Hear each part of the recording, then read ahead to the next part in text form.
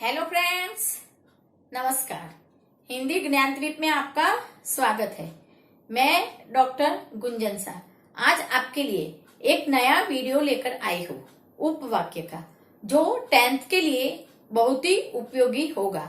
तो आप मेरा ये वीडियो अंत तक देखिए और अगर मेरे चैनल पर नए आए हो तो उसको सब्सक्राइब कीजिए ताकि मैं जो भी वीडियो बनाऊं वो आप तक पहुंच सके। उपवाक्य के अंतर्गत हम उपवाक्य की परिभाषा, उपवाक्य के भेद, उपवाक्य के भेद, प्रधान उपवाक्य है और आश्रित उपवाक्य है, और आश्रित उपवाक्यों के भी भेद हम यहाँ आज देखेंगे।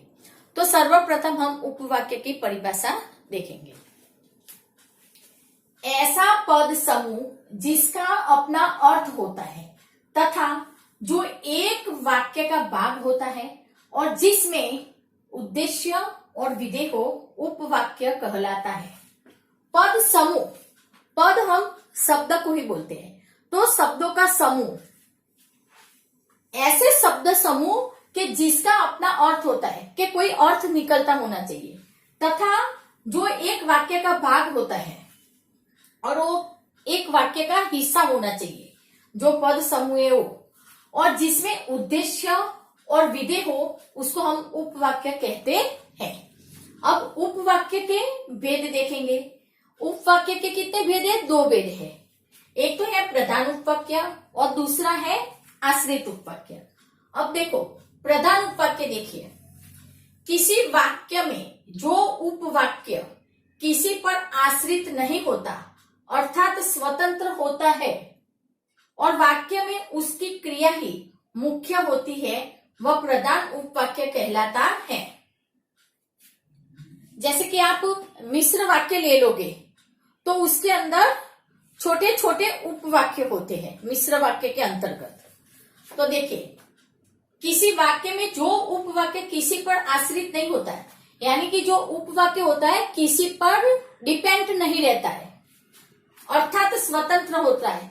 क्या होता है? सेपरेटली होता है और वाक्य में उसकी क्रिया ही मुख्य होती है और उसकी जो क्रिया होती है वो मुख्य होती है, यानी कि वो प्रधान होती है, वह प्रधान उपवाक्य कहलाता है। और प्रधान उपवाक्य होता है, इसे हम मुख्य उपवाक्य भी कहते हैं। आप एक एग्जाम्पल के माध्यम से प्रधान उपवाक्य को अच्छी तरह से समझ पाओगे। देखो, यह वही मकान है जिसमें आपका जन्म हुआ था। तो यहाँ पे देखो, यह वही मकान है, ये जो अंडरलाइन करा है मैंने वाक्य में, ये प्रधान उपवाक्य है और जिसमें आपका जन्म हुआ था ये आश्रित है। दूसरा एग्जांपल देखिए, अध्यापक ने बताया कि कल हम पिकनिक पर जाएंगे। तो यहाँ पे इस वाक्य में अध्यापक ने बताया, ये है प्रधान उपवाक्य, और कल हम पिकनिक जाएंगे ये है आश्रित उपवाक्य। ठीक है। अब देखिए, आश्रित उपवाक्य देखिए, जो उपवाक्य प्रधान उपवाक्य पर आश्रित होता है वह आश्रित उपवाक्य कहलाता है। प्रधान उपवाक्य क्या होता है? मेन होता है, और उसके ऊपर जो दूसरा उपवाक्य होता है वो उसके ऊपर निर्भर रहता है। आश्रित का मतलब होता है डिपेंड रहना, निर्भर रहना, वह आश्रित उपवाक्य कहलाता है। अब आपको यहाँ पे क्या ध्यान रखना है? आश्रित उपवाक्य का आरंभ अधिकांशतः समुच्चय बोधक अव्ययों से होता है। समुच्चय बोधक जो अव्यय है उससे आश्रित उपवाक्यों का प्रारंभ होता है। और कौन से अव्यय है वो मैंने यहाँ पे बताया है। देखो, जैसे की, छोटी की, ई की मात्रा वाला की, जिसने, जिन्हें, जो, जिसे, जिसमें, तो, जहां, जब, क्योंकि, अगर, तब, यदि, ऐसे ऐसे शब्द जिसमें आएंगे वहां से आपको आश्रित उपवाक्य लेना है। देखिए, एग्जाम्पल के माध्यम से देखो, सुरेश ने कहा कि आज वह विद्यालय जाएगा। तो देखो, ये छोटी की है ना, तो यहां से आश्रित उपवाक्य का प्रारंभ होगा कि आज वह विद्यालय जाएगा। तो ये आज वह विद्यालय जाएगा, वो आश्रित उपवाक्य है। देखिए यहाँ पे आइए, यहाँ देखो प्रधान उपवाक्य में देखो यहाँ लिखा है ना, यह वही मकान है जिसमें आपका जन्म हुआ था। तो ये आगे वाला तो प्रधान उपवाक्य था, और ये जिसमें आपका जन्म हुआ था ये है आश्रित उपवाक्य। इसमें भी देखो, अध्यापक ने बताया कि कल हम पिकनिक पर जाएंगे, तो अध्यापक ने बताया था प्रधान था कि कल हम पिकनिक पर जाएंगे, ये क्या है? आश्रित उपवाक्य। तो आपको आश्रित उपवाक्य में बस यही बात ध्यान में रखनी है कि छोटी की, जिसने, जिने, जो, जिसे, जिसमें, तो, जहां, जब, क्योंकि, अगर, तब, यदि, इस शब्द से जो शुरू होने वाले वाक्य होते हैं उसको हम आश्रित उपवाक्य कहते हैं।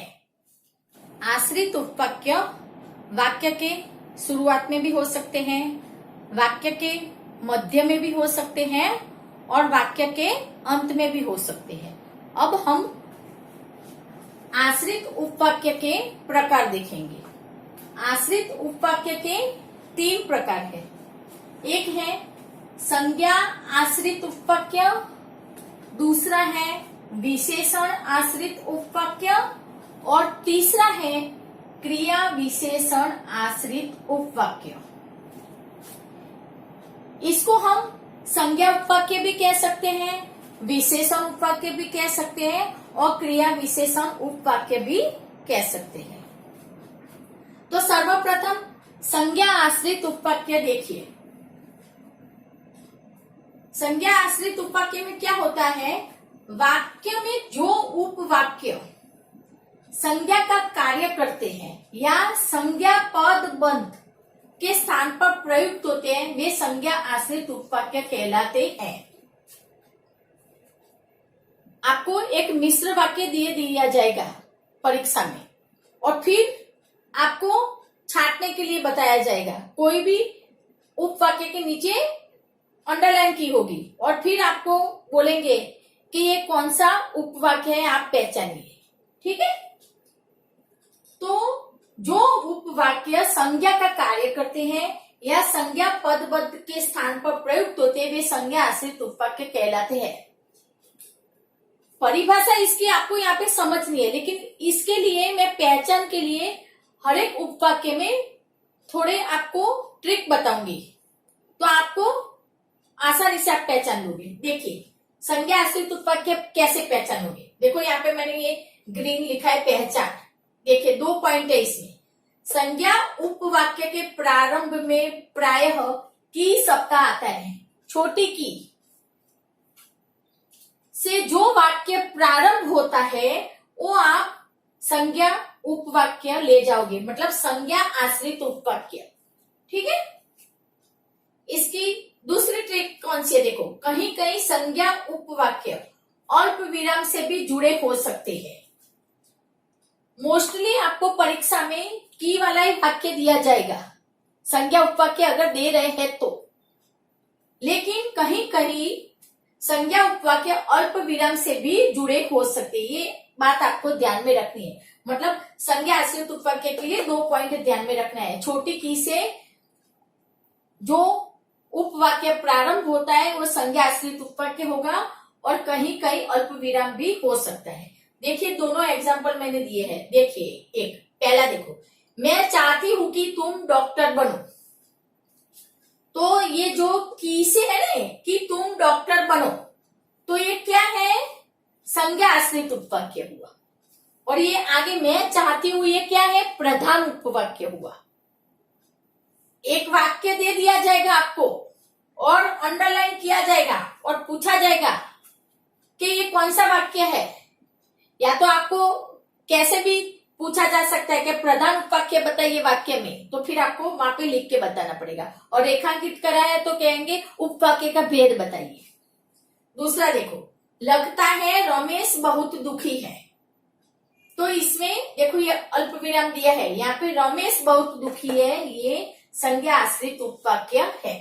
तो आपको ये 2 बात ध्यान में रखनी है यहाँ पे कि शब्द से जो प्रारंभ होने वाला वाक्य है वो संज्ञा आश्रित उपवाक्य है, और अल्प विराम भी होगा। ठीक, दूसरा भेद देखिए आश्रित उपवाक्य का।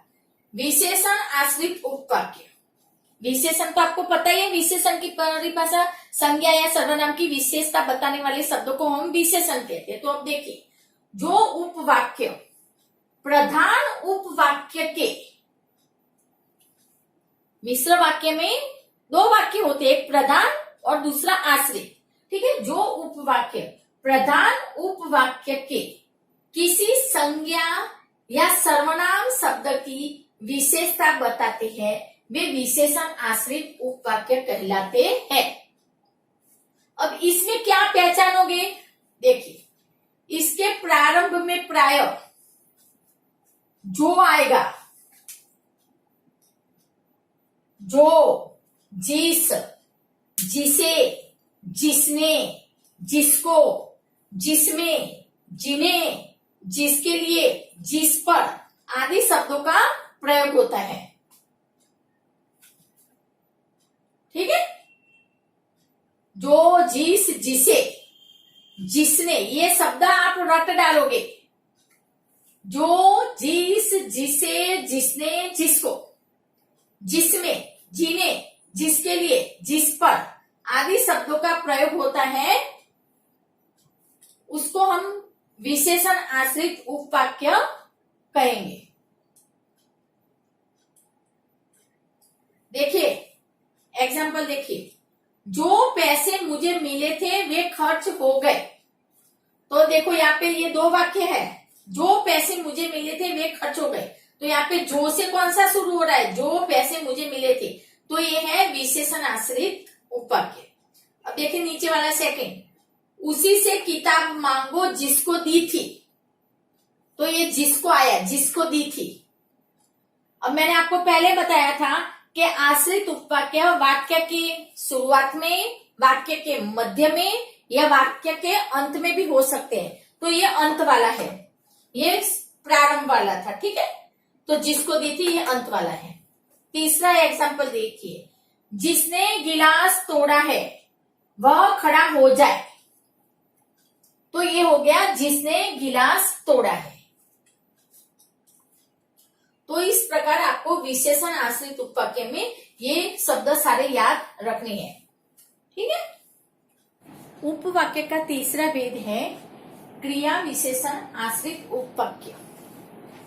जो उपवाक्य प्रधान उपवाक्य की क्रियापदों की विशेषता बताते हैं, उसे क्रिया विशेषण आश्रित उपवाक्य कहते हैं। जो क्रिया शब्द होते हैं प्रधान उपवाक्य में, उसकी विशेषता बताते हैं, उसको हम क्रिया विशेषण आश्रित उपवाक्य कहेंगे। अब ये कैसे पहचानोगे आप? इसकी भी ट्रिक है। देखिए, इन वाक्यों में किसमें क्रिया विशेषण आश्रित उपवाक्य में जब, जहां, जैसा, ज्यों, क्योंकि, यदि आदि शब्दों का प्रयोग किया जाता है। ये बात आपको यहाँ पे ध्यान में रखनी है। कौन से शब्द है? देखिए, जब, जहां, जैसा, ज्यों, क्योंकि, यदि, जहां पे ये शब्द आते हैं वहां से ये क्रिया विशेषण आश्रित उपवाक्य हो जाता है। अब आपको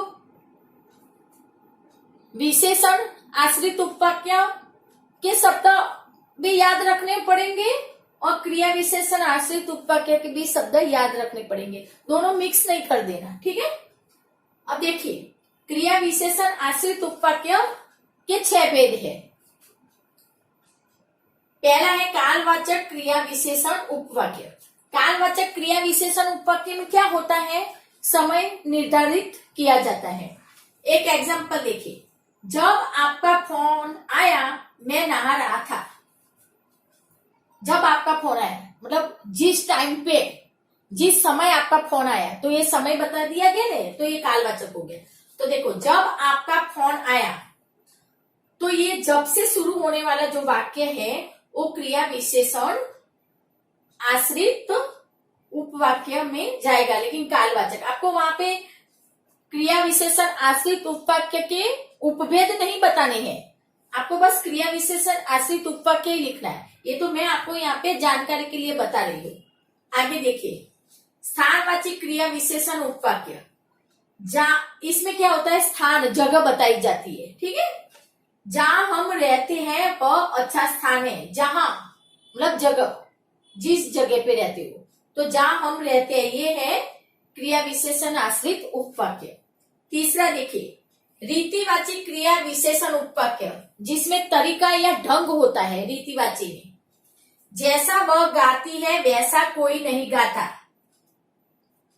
तो ये किस टाइप, कैसे उसने गाया, तो ये वो रीतिवाची क्रिया विशेषण आश्रित उपवाक्य हो गया।